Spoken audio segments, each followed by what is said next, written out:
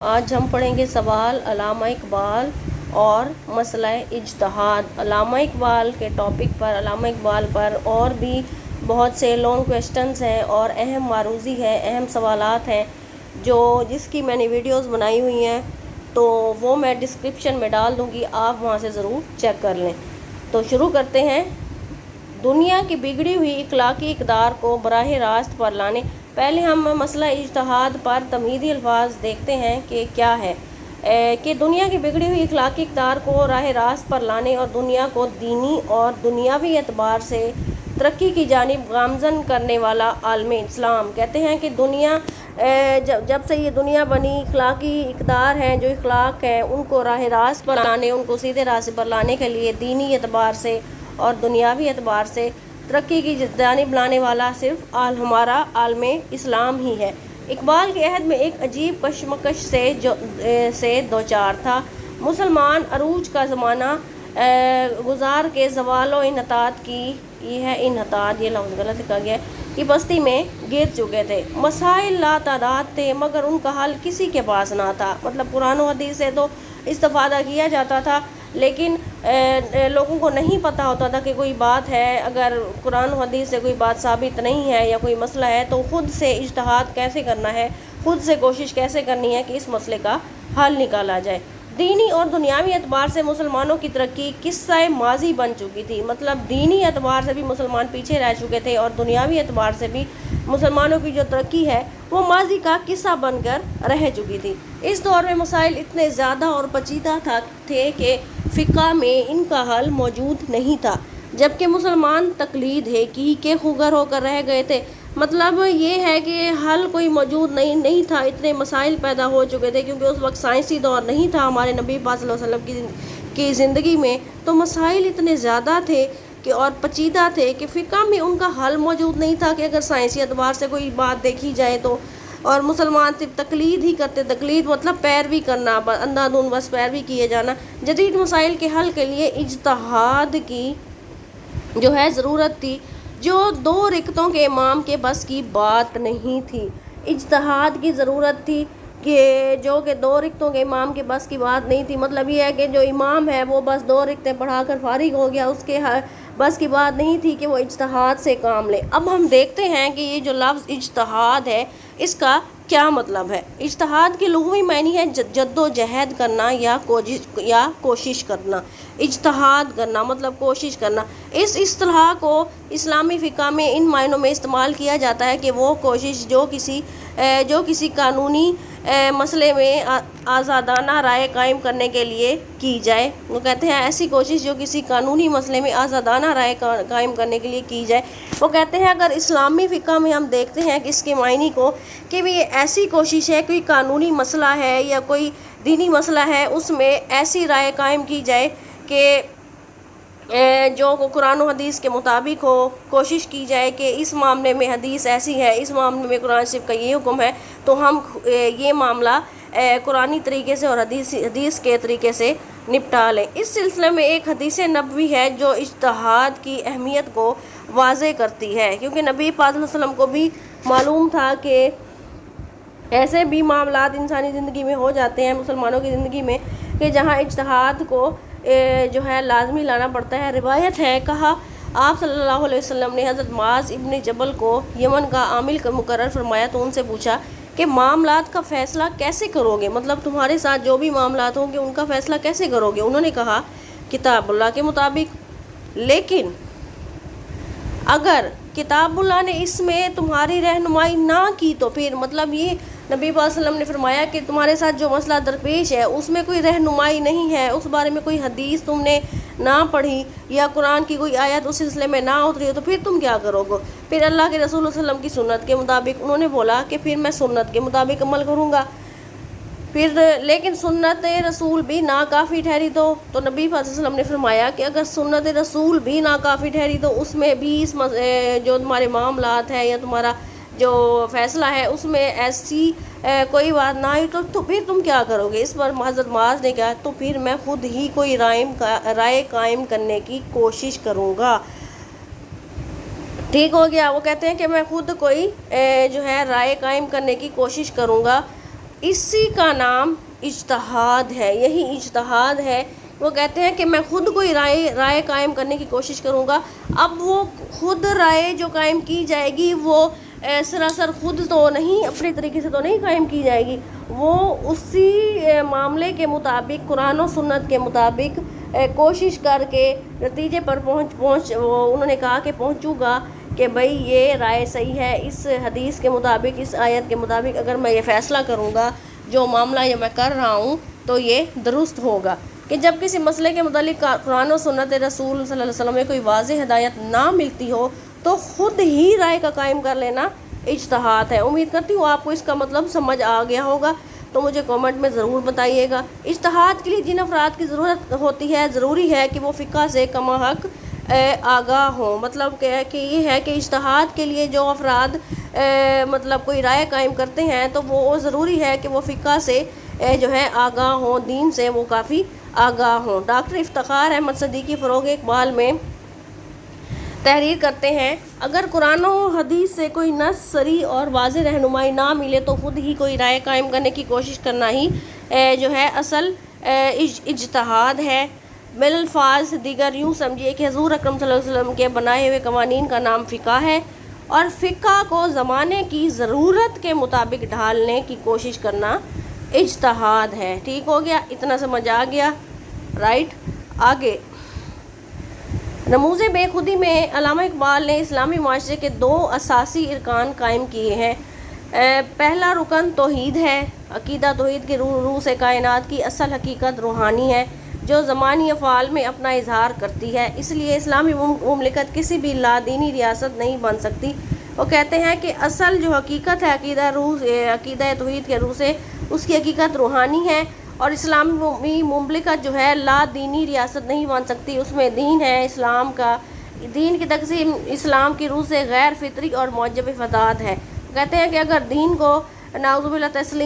تقسیم کر دیا جائے تو اسلام کی روح سے یہ غیر فطری ہے، اور جب دین پر ہی عمل نہیں کیا جائے گا تو وہ فساد ہے۔ کائنات کی یہ غیر محدود فضا انسانی ارتقاء کے لیے ایک وسیع میدان اور ایک حدیث نبی کے مطابق ایک مقدس مسجد ہے، جس کے ہر کونے میں خدائے واحد کا نام بلند کرنا، یعنی معاشرے کو ہر قسم کی غیر فطری امتیازات سے پاک کرنا ہر مسلمان کا فرض ہے۔ وہ کہتے ہیں کہ غیر محدود انسانی ارتقاء کے لیے ایک وسیع میدان ہے۔ وہ کہتے ہیں یہ جو کائنات ہے ایک انسانی ارتقاء کے لیے، انسانی ترقی کے لیے ایک میدان ہے، اور حدیث نبوی کے مطابق ایک مسجد ہے کہ آپ ایک مسجد میں بیٹھے ہیں، اس کے ہر کونے میں خدا کا نام واحد بلند کرنا یہ ہم پر فرض ہے، اور معاشرے کو ہر قسم کی غیر فطری امتیازات سے پاک کرنا، مطلب اس میں کوئی ہندو، کوئی سکھ، کوئی عیسائی، کوئی تصور نہیں ہے، اللہ کے نزدیک سب برابر ہیں۔ اور تقوی کا جو ہے معیار مطلب یہ ہے کہ مطلب کوئی ذات اللہ تعالیٰ کے نزدیک مطلب ہر جو نیکی کرے گا اس کو اس کا اجر ملے گا، تو مطلب اگر کسی کو کسی پر برتری ہے تو وہ تقوی کی وجہ سے حاصل ہے، اور یہی وہ عالمگیر انسانی تصور حیات ہے، یہی عالمگیر انسانی تصور حیات ہے کہ خدا کے نزدیک تمام جو ہے معاشرہ غیر فطری جو ہے امتیاز سے پاک ہے، جس کے بغیر کوئی معاشرہ اسلامی نہیں کہلا سکتا، کیونکہ اسلام برابری کا دین ہے۔ تو یہ شعر دیکھیں، یہی دین محکم یہی فتح باب کہ دنیا میں توحید ہو بے حجاب۔ اسلامی معاشرے کی دوسری بنیاد رسالت محمد صلی اللہ علیہ وآلہ وسلم پر ایمان ہے۔ اسلام بحیثیت ایک معاشرے کے رسول کریم صلی اللہ علیہ وسلم کی شخصیت کا مرہون منت ہے، اس لیے علامہ اقبال نے رموز بے خودی میں اسلامی معاشرے کی ابدیت کا دار و مدار رسول کریم صلی اللہ علیہ وآلہ وسلم کی ختم نبوت پر رکھا ہے۔ ٹھیک ہو گیا کہ وہ مسلمان ہی نہیں جو ختم نبوت پر جو ہے یقین نہیں رکھتا کہ ختم نبوت ہے، اس بات کو ماننا کہ نبی پاک صلی اللہ علیہ وآلہ وسلم اللہ کے آخری نبی، بندے اور رسول ہیں۔ دین تو بلا شک مکمل ہے، مگر یہ بھی حقیقت ہے کہ احوال زندگی بدلتے رہتے ہیں، اس لیے نئے فیصلوں کی ضرورت ہمیشہ رہتی ہے۔ کہتے ہیں کہ زندگی کے واقعات تو بدلتے رہتے ہیں، نئے فیصلوں کی ضرورت ہمیشہ رہتی ہے۔ ایسی صورت میں اجتہاد کام آتا ہے، اور اس میں ہمیں پہلے پوری دین کی دسترس ہونی چاہیے۔ حالانکہ میں تفسیر کے ساتھ ساتھ شرعی احکام میں تغیر بھی ناگزیر ہے، ٹھیک ہے۔ حالات زمانہ میں تغیر، حالات زمانہ میں تغیر دو قسم کے ہوتے ہیں، ٹھیک ہے۔ تغیر مطلب تبدیلی، حالات زمانہ میں تبدیلی۔ پہلی صورت میں تغیر حالات میں اس وقت ہوتا ہے جب معاشرے کے افراد کے درمیان تقویٰ کا فقدان ہو۔ کہتے ہیں کہ اگر ہم پہلی صورت دیکھتے ہیں کہ حالات میں تبدیلی ہو رہی ہے، تغیر ہو رہا ہے، تو یہ اس وقت ہوتا ہے جب معاشرے میں جو لوگ ہیں ان کے درمیان تقویٰ کا فقدان ہوتا ہے، ایمان کی کمی ہوتی ہے، تقویٰ نہیں ہوتا، خدا کا خوف نہیں ہوتا۔ دیکھیں وہی بات، ایمان کی کمزوری ہوتی ہے اور اخلاق فاضلہ بدرجہ اتم موجود ہو، اور اخلاق اتنا جو ہے اعلیٰ درجے کا نہیں ہوتا، اور ایسی حالت کو فساد زمانہ کہتے ہیں کہ لوگوں میں تنگی اخلاق ہوتی ہے، بد اخلاقی ہوتی ہے، ایمان کی کمزوری ہوتی ہے، آپس میں معاملات ٹھیک نہیں ہوتے لوگوں کے، تو یہ زمانے میں اس کو فساد زمانہ کہا جاتا ہے جب ایسے حالات شرعی احکام میں تبدیلی ناگزیر ہوتی ہے۔ کہتے ہیں جب ایسے حالات ہوں گے جو شرعی احکام ہے اس میں تبدیلی سے اس میں تبدیلی جو ہے ناگزیر ہے، اس کے بغیر گزارا نہیں ہے، تبدیلی کرنی پڑتی ہے۔ اس کے بعد ہے دوسری صورت میں حالات زمانہ میں تغیر اس وقت ہوتا ہے جب تمدن ترقی کرتا ہے، مطلب جب معاشرہ ترقی کرتا ہے، اس ترقی کی وجہ سے نئے ادارے وجود میں آئیں، ٹھیک ہے۔ مطلب ترقی اس طرح ہو کہ معاشرہ تبدیل ہو، نئے ادارے وجود میں آ جاتے ہیں، ترقی کے باعث نئے نئے قوانین بنتے ہیں، نئے قواعد و ضوابط ہوتے ہیں۔ ظاہری سی بات ہے جب ترقی ہوگی تو ترقی کے باعث قوانین ہوں گے، قانون ہوں گے اور الگ قواعد و ضوابط ہوں گے۔ جدید معاملات کے لیے نئے نئے قوانین بنائے جاتے ہیں، جدید معاملات کے لیے نئے نئے طریقہ کار اختیار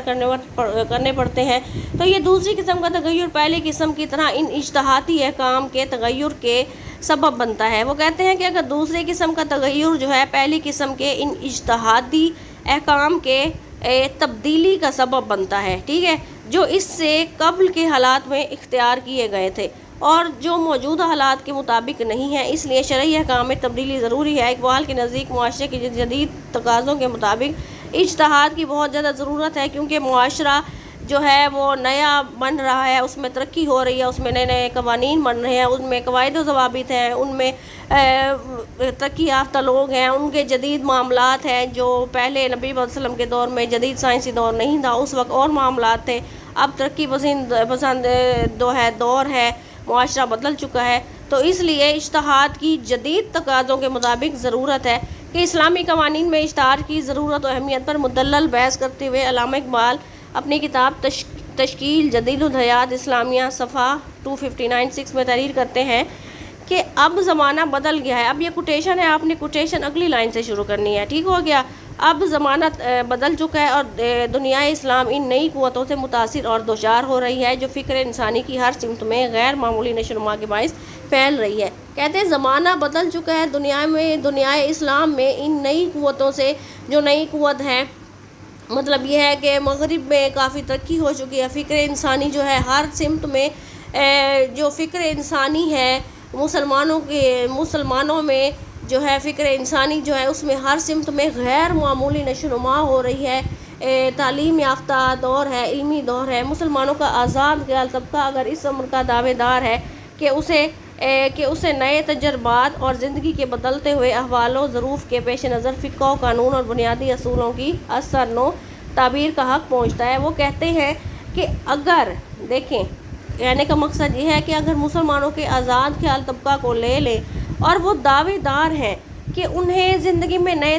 تجربات مل رہے ہیں، زندگی کے بدلتے ہوئے احوال ہیں، زندگی کے بدلتے ہوئے حالات ہیں، اور اسی کے پیش نظر اگر وہ فقہ و قانون کو دیکھتے ہیں تو ان کے اصولوں کو عزم و تعبیر کا ان کو حق پہنچتا ہے کہ تو میرے نزدیک اس میں کوئی ایسی بات نہیں جو غلط ہو کہ وہ اپنے نئے اصولوں کے مطابق، نئے زندگی کے حوال کے مطابق کوئی تعبیر جو ہے اس میں سے ڈھونڈتے ہیں، کوئی نیا پہلو نکالتے ہیں، تو اس میں ایسی کوئی غلط بات نہیں۔ قرآن پاک ہی کا ارشاد ہے کہ زندگی ایک مسلسل تخلیقی عمل ہے، کہ زندگی ہمیشہ آگے بڑھتی ہے، تخلیقی عمل ہے، یہ تخلیق کردہ عمل ہے کہ بجائے خود اس عمر کا متقاضی ہے کہ مسلمانوں کی ہر نسل اسلاف کی رہنمائی سے فائدہ اٹھاتے ہوئے اسلاف جو پچھلے ہمارے بزرگان دین ہیں، جو ہمارے پچھلی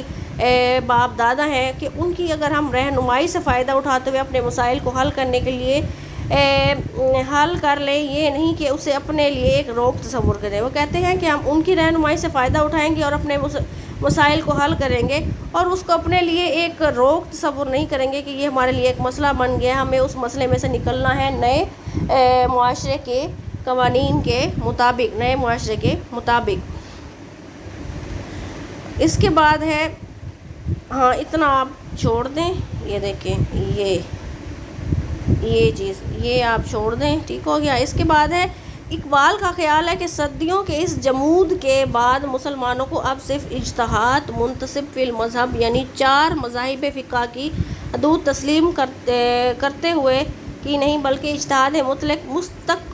مستقل کی طرف توجہ دینی چاہیے۔ وہ کہتے ہیں کہ صدیوں کا جمود کہتے ہیں جم جانے کو، وہ کہتے ہیں مسلمانوں کو اب جہاد منتسب فی المذہب یعنی 4 مذاہب فقہ کی جو ہے کو تسلیم کرنا ہے بلکہ اجتہاد مستقبل کی طرف توجہ دینی چاہیے کہ قرآن کا زندگی آفرین پیغام ہمارے زمانے کے لیے بیکار ثابت ہوگا، کیونکہ قرآن کا زندگی آفرین پیغام ورنہ وہ کہتے ہیں کہ ہمیں مستقبل کی طرف توجہ دینی چاہیے ورنہ قرآن کا زندگی آفرین پیغام ہمارے لیے زمانے کے لیے بیکار ثابت ہوگا، کہ اگر ہم قرآن پر عمل نہیں کریں گے تو ہمارے زمانے کے لیے بیکار ثابت ہوگا اور ہم ترقی نہیں کر سکیں گے۔ یہ آپ رہنے دیں، یہ کافی بڑی کوٹیشن ہے۔ تو اس کے بعد ہم آتے ہیں، ایک منٹ، کافی لمبا سوال ہے تو میں آپ کو جو پوائنٹ اہم ہے میں آپ کو وہی کروا رہی ہوں۔ تو ہاں اب یہاں پر آ جائیں۔ وہ کہتے ہیں کہ یہ بھی حقیقت ہے کہ ترکی اور مصر میں جائز حدود سے تجاوز کیا گیا، اس طرح البانیہ کے مسلمانوں کے بارے میں ان دنوں میں یہ خبر عام تھی کہ انہوں نے وضو ختم کر دیا۔ کہتے ہیں کہ حقیقت ہے کہ ترکی اور مصر میں جائز حدود سے تجاوز کیا گیا، مطلب اللہ اور رسول صلی اللہ علیہ وسلم کی بنائی ہوئی جو حدیں ہیں ان سے تجاوز کیا گیا، اور البانیہ کے مسلمانوں کے بارے میں ان دنوں یہ خبر عام تھی کہ انہوں نے وضو ختم کر دیا۔ اس بارے میں اقبال علامہ ندوی کے بارے میں خط میں لکھتے ہیں کہ میں نے سنا ہے، وہ کہتے ہیں علامہ اقبال علامہ ندوی کو ایک خط میں لکھ رہے ہیں کہ میں نے سنا ہے کہ البانیہ کے مسلمانوں نے وضو اڑا دیا، ممکن ہے نماز میں بھی کوئی ترمیم کی ہو، کیونکہ اب یہاں پر دیکھیں کہ البانیہ کے مسلمانوں نے وضو اڑا دیا، کیونکہ ہم جانتے ہیں بحیثیت مسلمان کے بغیر وضو کے نماز جو ہے ہم نہیں پڑھ سکتے، ہماری نماز ہی نہیں ہوگی۔ وہ کہتے ہیں کہ انہوں نے وضو اڑا دیا نماز پڑھنے سے پہلے، اور کسی بھی کام کو قرآن شریف کو ہاتھ لگانے سے پہلے یا نماز پڑھنے سے پہلے انہوں نے وضو کو اڑا دیا ہے۔ تو میں سمجھتا ہوں انہوں نے نماز میں بھی کوئی ترمیم کی ہوگی، ترمیم کہتے ہیں تبدیلی، کہتے ہیں نماز پڑھنے میں بھی کوئی انہوں نے تبدیلی اپنی طرف سے کر لی ہوگی، جیسے انہوں نے وضو کو اڑا دیا۔ اگرچہ یہ ایک افواہ تھی، مگر ترکی اور مصر میں اس حد تک تجاوز کیا گیا کہ قرآن مجید کے دیے ہوئے نظام وراثت کو قابل ترمیم قرار دیا گیا۔ کیونکہ اگر ہم کہتے ہیں کہ علامہ اقبال کہہ رہے ہیں کہ اگر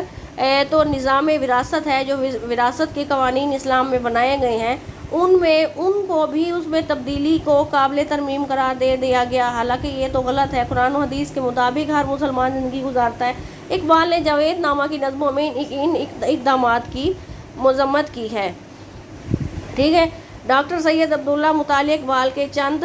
نئے رخ میں لکھتے ہیں، وہ کہتے ہیں کہ علامہ اقبال جو یوں تو نئے فقہی فیصلوں کے حق میں تھے، وہ کہتے ہیں کہ علامہ اقبال جو نئے فقہی فیصلے ہوتے تھے جدید قوانین کے مطابق ان فیصلوں کے حق میں تھے، اور نظام فقہ کے بعض ماخذ کے بارے میں مخصوص توسیعی ترمیمی خیالات رکھتے تھے۔ وہ کہتے ہیں کہ وہ نظام فقہ کے جو ماخذ تھے ان کے مخصوص ترمیمی خیال، مطلب جو تبدیلیاں کی جاتی تھی ترمیمی، ان کے خیالات کا خیال رکھتے تھے، لیکن اگر وہ مخالف تھے تو بس اس قسم کے تجاوز کے کہ علامہ اقبال کا موقف یہ رہا ہے کہ نئے فقہی فیصلے ہونے ضرور چاہیے، ٹھیک ہے۔ یہ کوٹیشن اتنی ہے، یہ بظاہر 1 2 یہ 3 لائنوں کی ہے، لیکن جب آپ لکھیں گی یہ 4 لائنیں بن جائیں گی، آپ دیکھ لیجئے گا۔ اور کوٹیشن آپ نے نئے ایسے کومے سے شروع کرنی ہے، ٹھیک ہو گیا۔ اس کے بعد ہے ہاں اس کے بعد ہے کہ نہیں، ہم نے یہاں سے بھی کرنا ہے، یہ دیکھیں یہ دیکھیں مسائل مشکلات میں، ہاں یہاں سے یہ بلکہ آپ پوری کوٹیشن کر لیں، اگر آپ پوری کوٹیشن نہیں پڑھیں گے تو ہمارا یہ ربط قائم نہیں رہے گا اور ہمیں پتہ نہیں چلے گا کہ کیا کہا جا رہا ہے۔ وہ کہتے ہیں